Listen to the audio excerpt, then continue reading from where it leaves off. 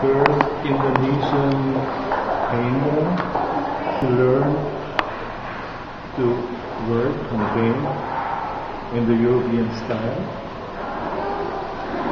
But he was the first Javanese who traveled to Europe. Before him, no educated Javanese had any chance to go to Europe and stay there and study there for more than 20 years. So this time in Europe for Raden Saleh was like a big university.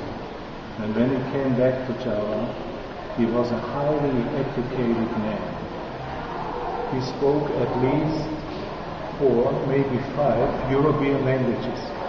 He spoke bahasa Belanda, bahasa Jerman, bahasa Prancis, bahasa Inggris, and maybe bahasa Italian, because he stayed more than a year in Italy as well. And it was not only the arts he learned, he learned a lot about natural science as well. So when he came back, I believe he was the first modern Indonesian man, in a sense of education. For instance, when he went to Jakarta in 1865, he went there to dig for fossils, or old bones, old animal bones. And he knew how to do that, and I wouldn't know how to do that. He wouldn't know where to look for old bones, You have to have quite some knowledge, something about the geology and geography. And then he found old bones, and then he described it in a most scientific manner. At the same time,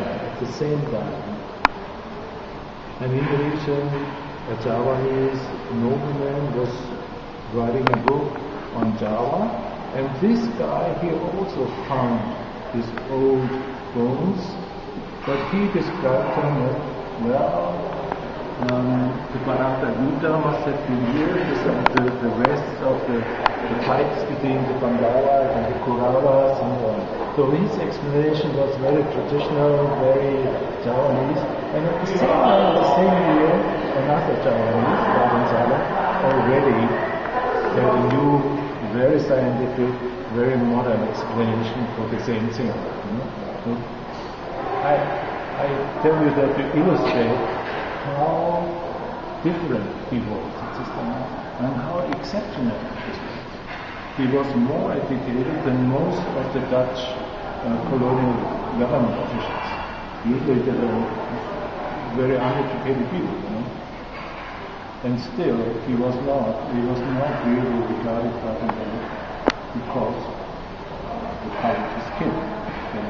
Racism was right on the bottom of the colonial society.